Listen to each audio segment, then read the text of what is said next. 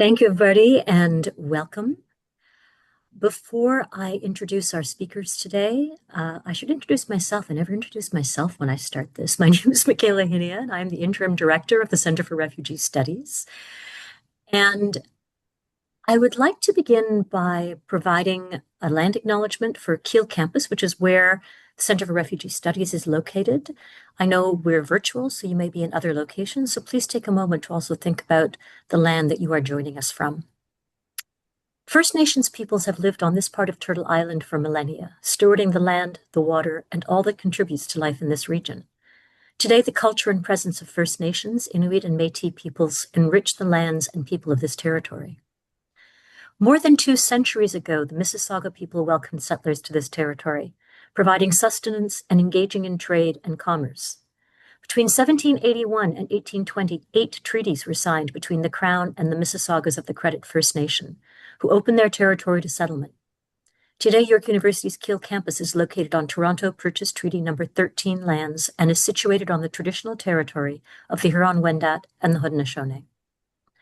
Treaty history is foundational, and it is our collective responsibility to honor the land as we honor and respect those who have gone before us, those who are here, and those who have yet to come. We are grateful for the opportunity to be learning, working, and thriving on this land as we commit to learn the truth and be active in the process of reconciliation. It is now my pleasure to turn to today's presentation and to introduce our 2 speakers. Dr. Zuhra Abawi is an assistant professor at York University's Faculty of Education. Her research draws on anti-racism, anti-colonialism, and discourses of state development to frame refugee access to education in host countries along global north-south geographies.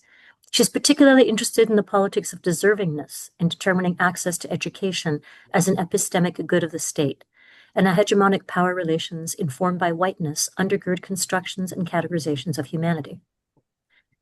Dr. Nidhi Menon is an assistant professor at the University of New Brunswick's Faculty of Education. A feminist scholar, she mobilizes global South feminisms and decolonial theory to illuminate the strengths and struggles of immigrant and refugee communities in Canadian contexts. Her work refuses the separation between the scholarly and the personal. It is with great pleasure that I introduce them to you today, and I turn the floor over to you. Thank you so much, Michaela. I'm going to share our slides for today.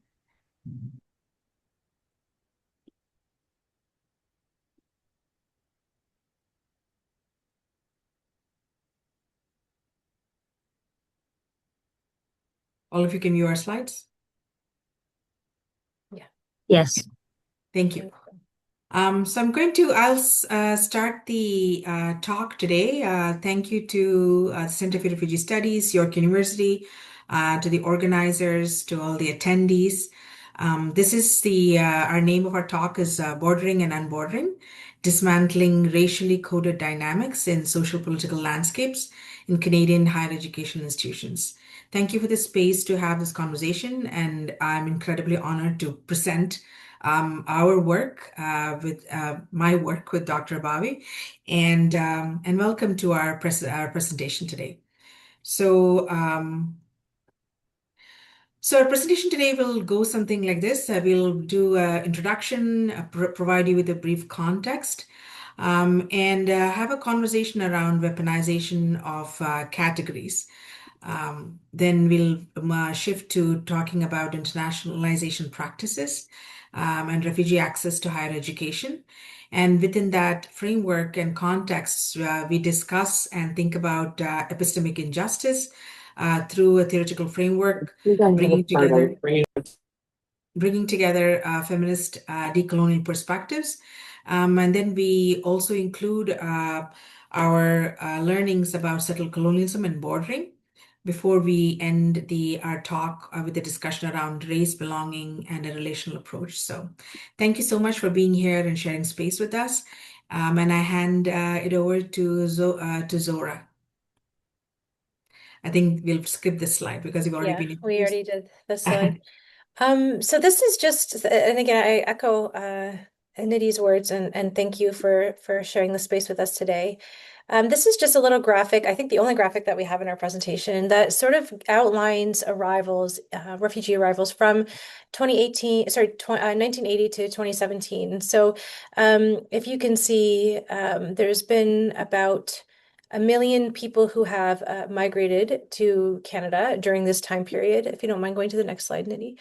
Um, and so really what it shows is that we're, experiencing right now, witnessing great, significant global turmoil. And much of this is led, as it has been, by, US military imperialism, aggression against Iran, and wider conflict in the Middle East.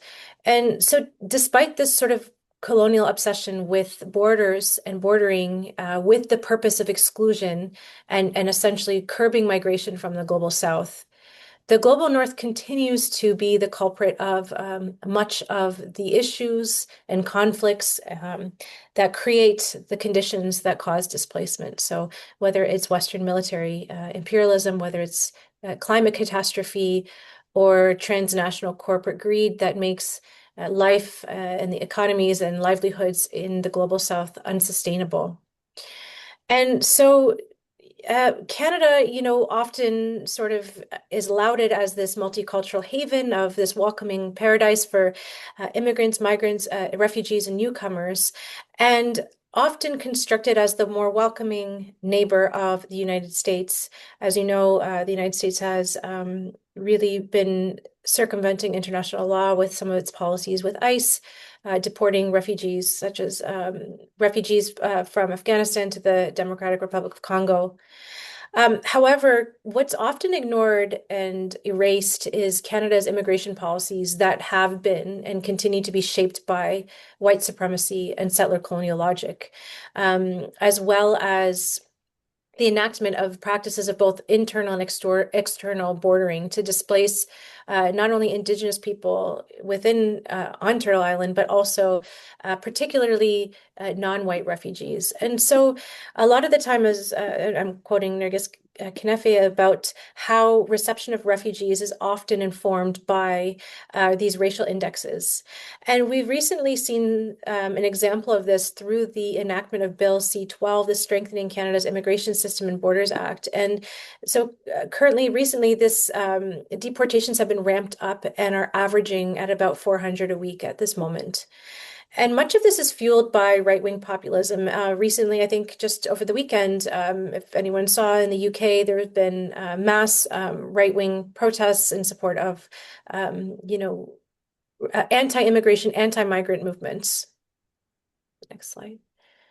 And so really, the most pressing example of this is really if we look at the example of the Ukrainian context juxtaposed against Afghan refugees who came at a similar time. And I will go more into this when we look specifically at higher education policies at university and college levels in Ontario. And so really what we're looking at is this intersection of higher education policies, particularly when it comes to internationalization policies, as well as Canada's immigration policies itself. And part of this is how categories have been weaponized. So migrant, asylum seeker, refugee, all of these labels have been weaponized in a way to regulate and to sort of keep out or exclude certain bodies from access to citizenship or access to spaces such as education in Canada. So many people, for example, who were considered refugees at one time have been recategorized as economic migrants as a way to sort of circumvent international obligations to human rights and humanitarian law. And much of the time, this is, oh, well, these asylum seekers or migrants can go back to their countries now because we've now determined or designated them as safe countries. But the question is, safe for whom? And a lot of the time, these same countries that are deemed as safe are also on the Government of Canada's travel advisories as travel to avoid travel to because they are unsafe. So safe for who and unsafe for whom is what the question is. And so also we look at the framework of and thinking about how refugees are constructed, discursively constructed, who is provided with agency and positioned as a global learner, as economically viable, and who is not, and who is seen as disadvantaged and a problem to be solved.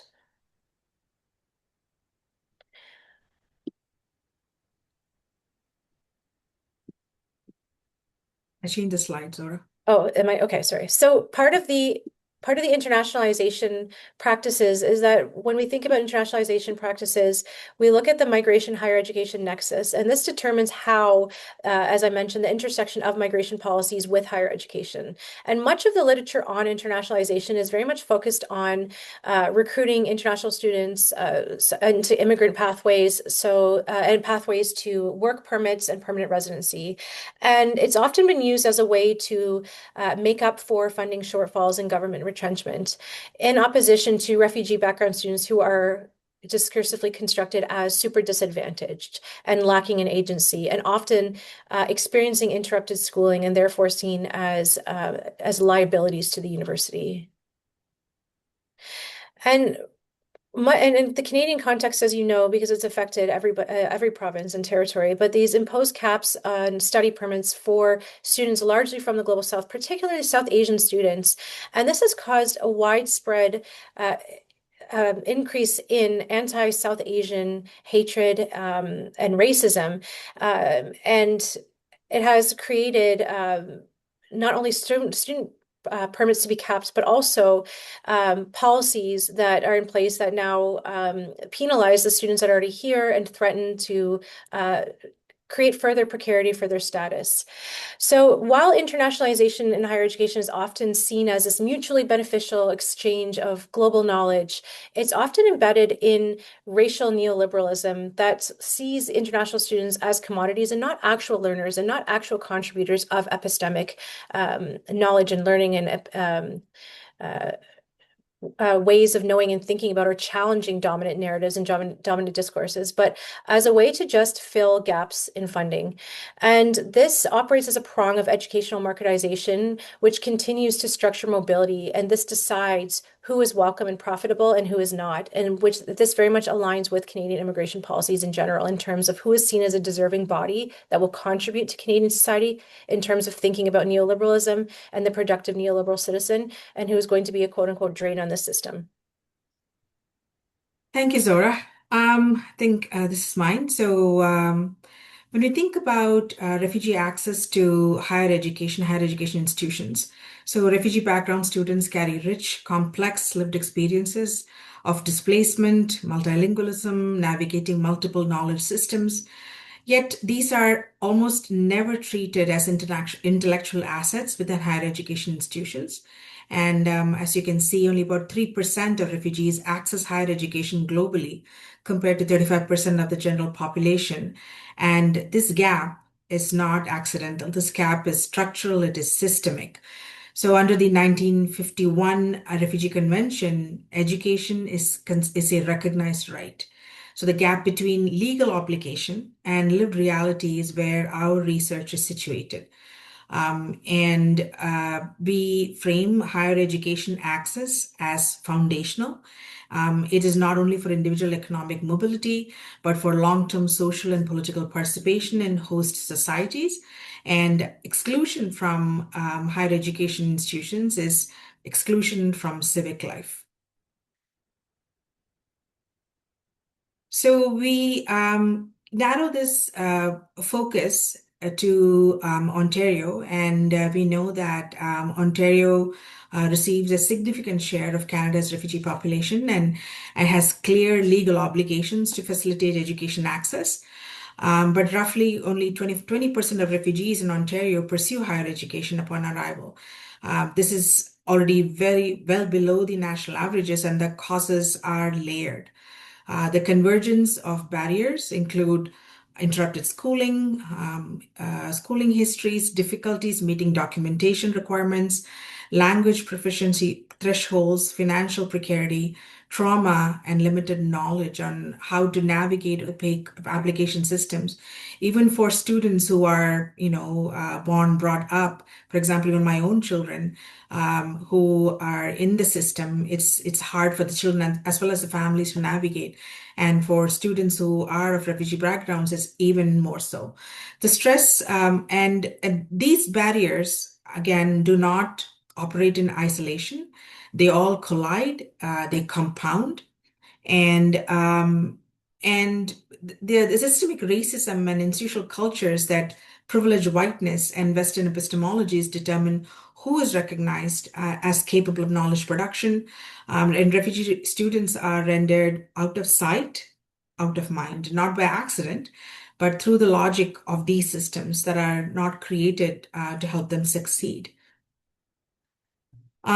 So when we think about epistemic injustice, so even where equity and anti-oppressive policy rhetoric has proliferated especially in K-12 systems, the structural response to displaced students remain inadequate. So drawing on Said's concept of othering, we recognize refugee background students, educators, families as consistently positioned as the other. Their knowledge traditions and the ways of knowing are rendered marginal within dominant schooling architectures. And so the harm done to refugee higher education educators and students is not just through physical exclusion, but it's also through the systematic devaluation of non-Western knowledge systems. So this violence, this epistemic violence, is embedded within the curriculum design, credentialing processes, policy language, and the refugee background educators are constructed as objects of intervention. So as problems to be solved, like Zuhra was saying earlier, rather than as knowledge holders whose expertise is legitimate and valuable, this is the epistemological core of the injustice that our paper addresses. And we intentionally draw upon global South frameworks rather than drawing on dominant Western frameworks. Our research and our writing together, we intentionally turn towards feminist scholars from the global South, and this, in and of itself, is a methodological and a political choice to decenter the very knowledge system that we critique. And we draw upon Gayatri Spivak's work and her argument that dominant knowledge systems cause both moral and epistemological harm. They produce narratives that silence subaltern groups along the intersecting lines of race, religion, gender, class, and more. And those that are most marginalized are not just merely excluded from dominant systems, but they are actively prevented from speaking in ways that'll be heard or recognized as valid and as knowledge. So when institutions treat refugee background students as objects rather than subjects of knowledge, they're enacting the very epistemic violence that Spivak describes. So the question that she asks, can the subaltern speak, becomes, can refugee background students speak? Can they be heard within Canadian higher education institutions? We also draw upon multiple other scholars of color, Global South scholars. So, for example, thinking with Mohanty, we challenge the assumption that shared identity automatically produces solidarity. Mohanty insists solidarity must be built actively through shared political struggle. Communities of resistance are fluid and they're historically situated, not fixed or homogeneous. For our research, this means recognizing that refugee background students are not a uniform group. Solidarity requires political work, not just rhetoric. And we also think with Tabani to explain how Canadian nationalist discourses construct the exalted national subject in contrast to the racialized migrant position as threat or burden. So these myths of inclusion actually reproduce structural exclusion. This is especially visible in comparing, for example, how Ukrainian refugees versus refugees from Afghanistan have been received. And also, we also think with Ahmed's concept of institutional orientation, and this is a powerful conceptualization where spaces and institutions are physically and culturally designed to make certain bodies feel at home, while others are made to feel perpetually out of place. So this shapes our everyday experiences of these students. Who is welcomed into educational spaces? Whose accent is accommodated? Whose knowledge is cited? And so these epistemic violence destroys and marginalizes non-Western knowledge systems, preventing subaltern subjects from speaking on their own terms. So taken together, thinking with all of these scholars, show us that exclusion operates at multiple registers. So they are material, they're symbolic, they're epistemological. And higher educational institutions are, again, they're powerful sites, and they're also not neutral spaces. They operate through settler-colonial relations, and these relations are actively sustained, legitimized, and normalized. And we draw on Patel's formulation that education erases to replace. That I think we need to sit with that for a little bit when we think about that, and how dominant educational systems do not simply ignore marginalized knowledge traditions, they actively displace and override them. Refugees are welcome, like Zuhra was saying, through languages of compassion, human rights, yet they're simultaneously subjected to processes of extraction and bordering. Their presence is instrumentalized. Refugee students become visible as tuition revenue, diversity statistics, checking boxes, but their epistemological contributions are not. And as Tuck and Yang state, settler colonialism is not a historical event. It's an ongoing, normalized structure of violence and occupation. So Canada's relationship to refugees and refugee students must be understood within the structure, not as separate from it, but as an extension of colonial economies of extraction. So, going back to thinking with our history that Canada continues to struggle with. So, Canada's educational policies have long been weaponized tools of racial violence. The Indian Act forced Indigenous children into residential schools. Enfranchisement laws stripped rights. On reserve schools have chronically and deliberately, they are underfunded. Schools for Black children were formally segregated. This is, again, all of this is not just context, it is the architecture upon which our current policies have built upon and they operate. And we do acknowledge that overly racist laws have largely been repealed, but we caution against the assumption that this repeal signals structural change. So whiteness is still continues to be a structural logic, and it continues to determine who belongs, who has merit, who gets to be included, even with institutions that claim anti-racist commitments. And the markedly different reception, for example, of Ukrainian refugees versus those from the global south, for example, Afghanistan and Canada, is again, it's not an anomaly. It is a visible expression of how race continues to structure inclusion. Who is perceived as a legitimate refugee, who is fast-tracked, who is welcomed as familiar. And so this we continue to live within these tensions and struggle with problems that are structural and historical and not simply procedural. So I'll hand it over to Zuhra. Thank you. And in terms of thinking about how we're framing our work, because Canada lacks a comprehensive national framework, we focus mainly on the Ontario context. And a lot of the policies pertaining to the Ontario context from the federal level are building on success, the international education strategy focusing on the importance of international students as a way to keep Canada competitive in the global economic arena. And the same is with the internationalization statement principles for Canadian higher education institutions. And this also, again, underscores the financial sustainability as a key driver for, in light of the austerity measures. And so even though, there's these policies in place talking about international students, there's been very limited work on recruiting, as we mentioned, refugee students. Yet the reason why we draw on the Ukrainian example so much is because there were specific incentives provided by higher education institutions to support Ukrainian newcomers in particular, which has never really been seen with other refugees, mainly because, as Nidhi mentioned, much of the other refugees are coming from the global south, and this very much shapes a settler-colonial logic of immigration policies. And so what we mean by that is that in terms of thinking about the reason why it's very easy to compare and contrast Ukrainian refugees who came largely following the 2022 invasion from Russia, as well as Afghan refugees who were fleeing from the 2021 Taliban resurgence, is that there was a racial empathy gap right off the bat. So in terms of how many were allowed to come, there was there was no cap for Ukrainian refugees under the Canada uh, Ukraine authorization for emergency travel.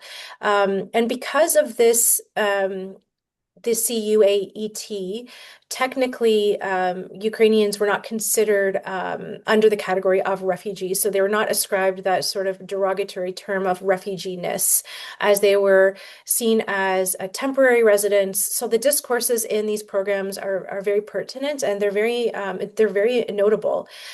So because they don't fall within the parameters of refugee resettlement, in a way, it affirms and validates their humanity, and therefore justifies their access to epistemic goods such as healthcare or education. And so really, there was a widespread abandonment of Afghans, many who risked their lives to work alongside, US and other forces, NATO forces. Many have been left as internally displaced persons, and many have been executed actually by the Taliban in revenge killings. And while the Canadian government has, said that they're, called out these acts as violence and unacceptable, yet they are complicit in this violence for delaying resettlement and for putting up so many bureaucracies and red tape so that people to prevent to bar access from resettlement. And so unlike the cap on Ukrainians, there was only a commitment to resettling 40,000 Afghans.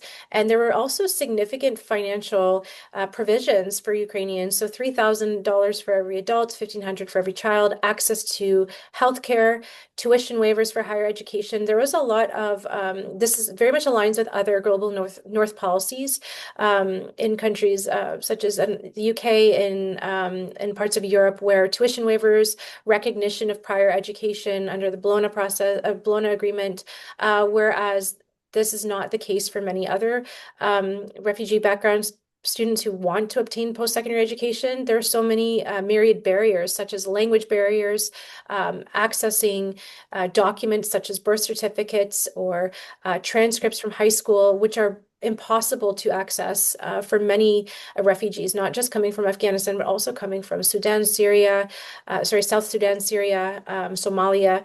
And another barrier was that, for example, Ukrainian immigration applications were available in multilingual formats, whereas for Afghans and other refugees from the global south, they were only provided with English language applications. And requests for documents were not readily available and have not been available for Global South refugees, as well as limited IRCC categories of extended family member resettlement. And this did not apply to Ukrainians who were allowed to have greater provisions for bringing their family members. So in other words, if we think about, from the idea of necropolitics in terms of who deserves to have a good life and who deserves to, who's disposable and whose circumstances of dehumanization are seen as acceptable and whose are not. And again, as Nidhi mentioned, border imperialism to outline these genealogies of colonialism and capitalism and how they work to exploit, prevent access to the conditions to live with dignity, and with that access, opportunities for education. And in terms of thinking about the comparison between Ukrainian refugees and those from the global south in general, within the media and positioning of Ukrainian refugees are often viewed as having worthy lives beforehand. There's a media depiction of, these are people with blonde hair and blue eyes, they're from civilizations. So there's a very clear hierarchy in terms of how Ukrainians are viewed versus Black and brown bodies from the global south, and who is seen as having a civilized or worthy life before the devastation of the Russian invasion. Whereas global south refugees are often seen as, the culprit of their own suffering and as inherently violent, and they're dehumanized and seen through this lens of necropolitics as having lives that are not worthy and not worth living. And so white saviorism really, and this white supremacist logic continues to sort of function as the cornerstone of Canadian immigration and refugee policies, where but whiteness sustains colonial and racialized hierarchies and refuginess in terms of how refugees are discursively positioned as lacking of. So some of the specific scholarships and initiatives that I sort of touched on. So there was 150 scholarship programs specifically for Ukrainian refugees or temporary residents. I mentioned tuition reductions and waivers, mental health supports, and the $1.9 million Ontario Ukraine Solidarity Scholarship. And so this sort of as I mentioned, this nexus or this intersection of the settler-colonial migration and higher education policies and this the racial empathy gap from that I draw from Hawthorne, and in terms of thinking about belonging and who belongs and who should have access to education and what incentives should be provided and why. And I think it's really important to highlight this because these initiatives have never really been done for people for refugees coming to Canada. Nidhi, if you can change the slide. Yeah.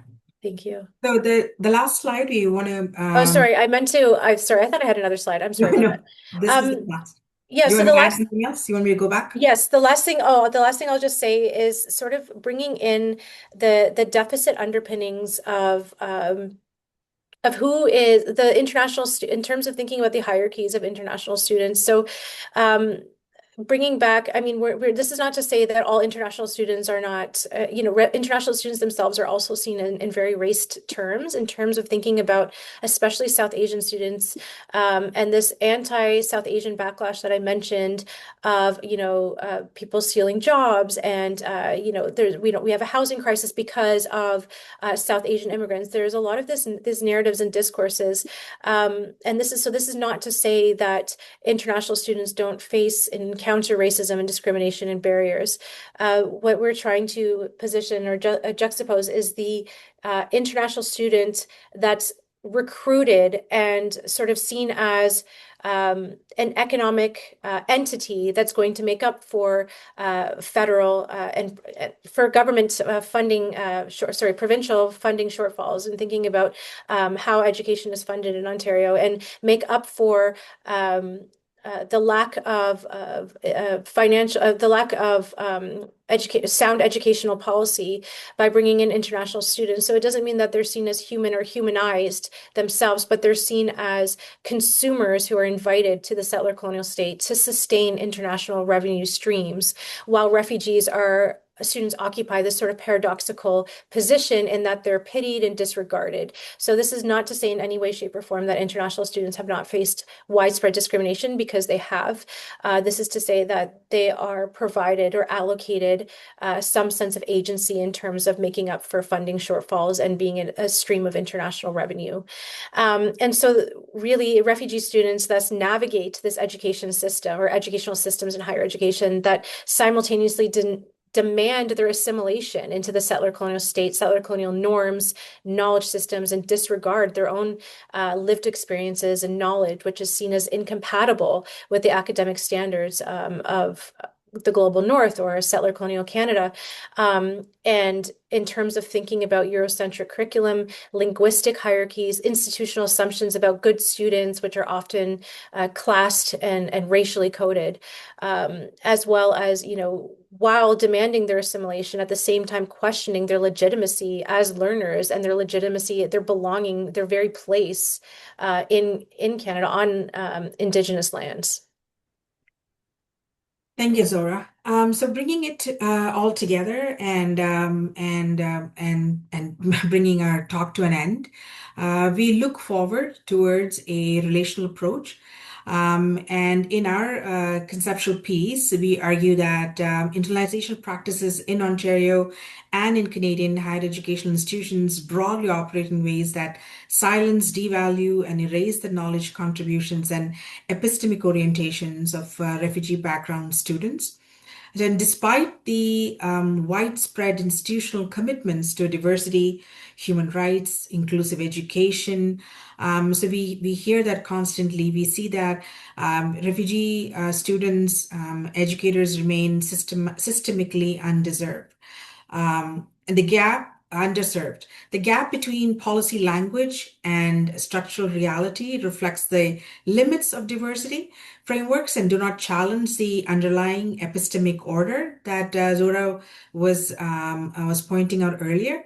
And our current frameworks and funding models in higher education treat the hierarchy that's created between international students and refugee students. They are treated very differently, even though both groups bring transnational knowledge and experiences. Access to higher education for refugees should be understood as an epistemic public good and a matter of justice. And in our paper, we call for a reorientation of educational policy and practice away from neoliberal frameworks, which treat students as consumers and diversity as a brand value, towards relational justice, solidarity, care. And this means, and what we are thinking with is recognizing refugee background educators and students not as problems to be solved, not just as demographics to be counted or check boxes, but as knowledge holders whose presence enriches the epistemological foundations of our institutions. Thank you so much for being here and listening and sharing the space with us. And we look forward to your questions and further conversations. Thank you so much. Thank you so much for that interesting, timely, and important presentation, particularly as we are seeing, as you note, as we are seeing increasingly restrictive policies coming forward in the Canadian context.